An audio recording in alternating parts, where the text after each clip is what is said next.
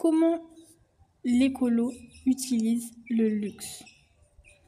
Bien, dans la montée du business, il y a une explication à l'apport du confort, à l'apport du moelleux sur le canapé. Il y a une explication logique, rationnelle, mathématique. Pourquoi on achète des chats lynx à grosse fourrure? Il y a une explication logique, mathématique à cela. Les deux pieds sur terre. Le paradis a une explication avec les deux pieds sur terre, mathématique, logique. Bien.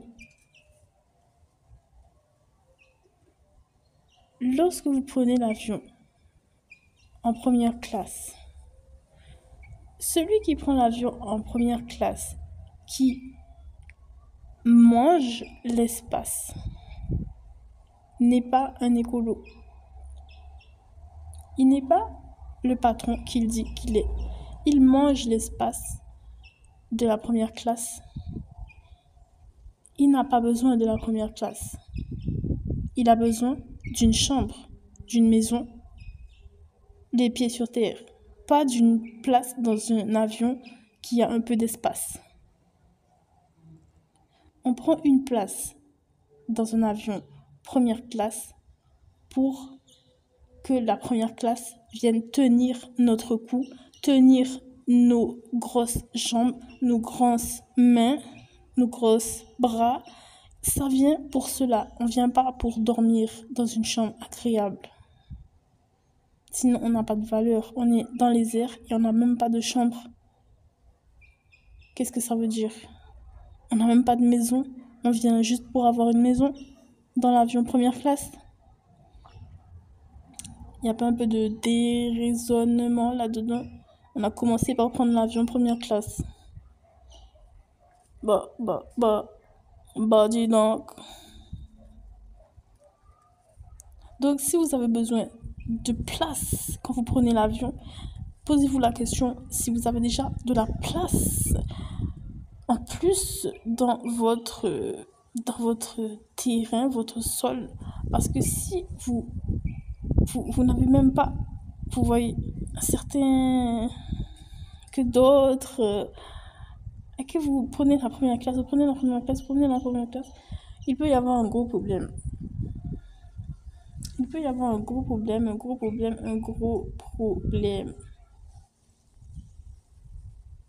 À vérifier de toute urgence.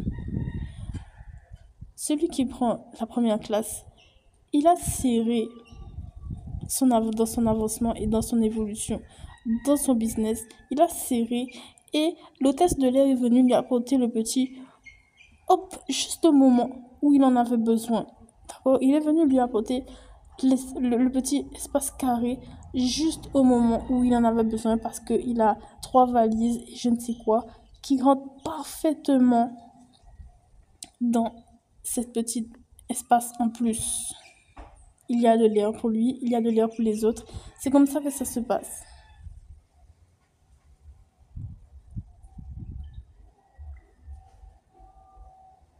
Si vous prenez l'avion en première classe, si vous prenez le train en première classe, pour mettre vos jambes sur la barrière du train,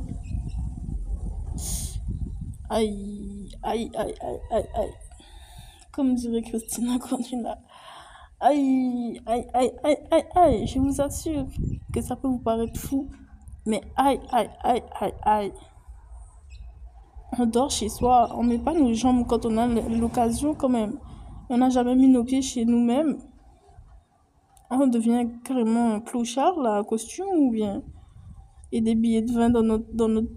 Non, ça n'a aucun sens. Ça n'a aucun sens. Je sais que c'est peut-être impressionnant, mais ce n'est pas si impressionnant lorsqu'on regarde que on fait ça partout, tout le temps, à la première occasion où on le peut. En fait, quelque part, on a un gros blocage dans notre vie. On a un gros blocage dans notre vie et en plus, on incite les autres à le faire alors qu'on parle d'un blocage dans notre vie qui appelle la vengeance et la vengeance, à faire cela, mais tout ça, ça perd du sens. On n'est même plus un commandant, on est un vengeur. On est un vengeur de ce blocage. On est complètement déconnecté de notre premier talent, de notre premier potentiel.